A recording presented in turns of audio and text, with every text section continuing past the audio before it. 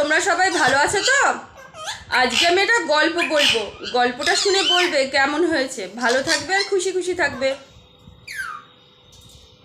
ভালো থেকো, খুশি খুশি থেকো, আনন্দে থেকো।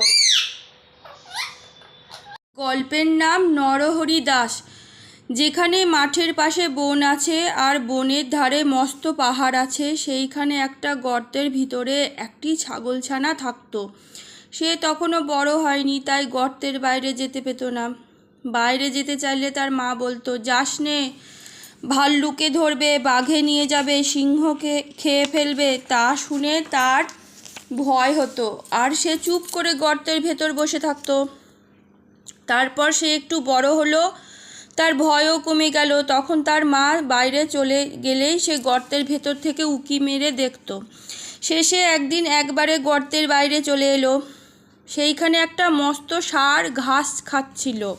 ছাগলছানা আর এত বড় জন্তু কখনো দেখেনি, কিন্তু তার শিং দেখে সে মনে করে নিল ওটা ছাগল। খুব ভালো জিনিস খেয়ে এত বড় হয়েছে।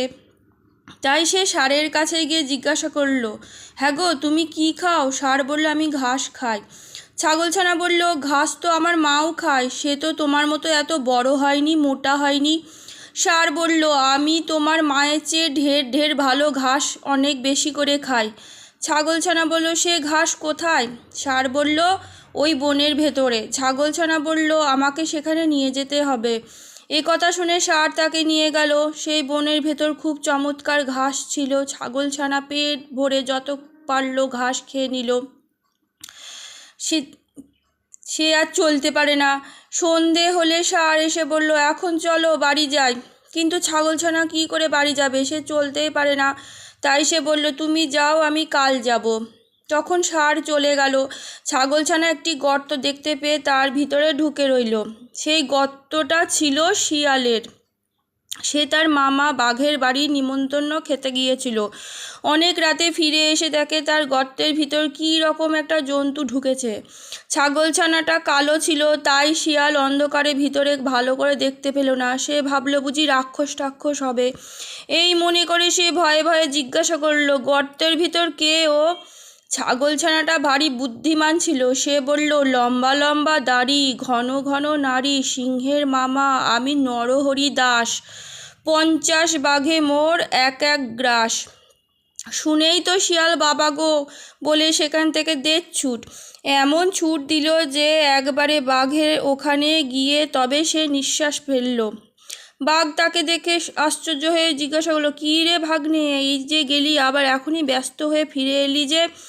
শিয়াল হাঁপাতে হাঁপাতে বলল, মামা, সর্বনাশ তো হয়েছে। আমার গর্তে এক নরহরি দাস এসেছে। সে বলে কিনা যে 50 বাঘে তার এক গ্রাস। তা শুনে বাঘ ভয়ানক রেগে বলল, বটে, তার এত বড় আস্পর্ধা? চলো তো ভাগ্নে, তাকে দেখাবো কেমন 50 বাঘে তার এক গ্রাস।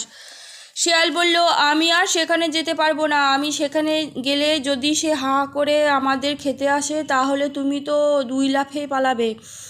আমি তো অমন ছুটতে পারবো না, আর সে ব্যাটা আমাকে ধরে খাবে। বাঘ বলল, তাও কি হয়, আমি কখনো তোমাকে ফেলে পালাবো না। শিয়াল বলল, তবে আমাকে তোমার লেজের সঙ্গে বেঁধে নিয়ে চলো। তখন বাঘ তো শিয়ালকে বেশ করে লেজের সঙ্গে বেঁধে নিয়েছে, আর শিয়াল ভাবছে এবার আর বাঘ মামা আমাকে ফেলে পালাতে পারবে না। এমন করে তারা দুজনে শিয়ালের গর্তের কাছে এলো। ছাগলছানা দূর থেকে তাদের দেখতে পেয়ে শিয়ালকে বলল, দূর হতভাগা, তোকে দিলুম 10 বাঘের করি, 1 বাঘ নিয়ে এলি লেজে দিয়ে দড়ি।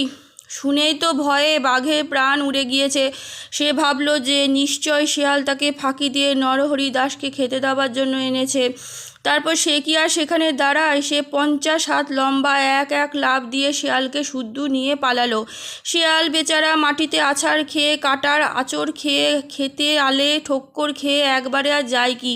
শিয়াল চেঁচিয়ে বলল, মামা আল, মামা আল। তা শুনে বাঘ ভাবে বুঝি সেই নরহরি দাস এলো। তাই সে আরও বেশি করে ছোটে। এমনি করে সারা রাত ছোটাছুটি করে সারা হলো। সকালে ছাগলছানা বাড়ি ফিরে এলো। শিয়াল সেদিন ভারী সাজা হয়েছিল।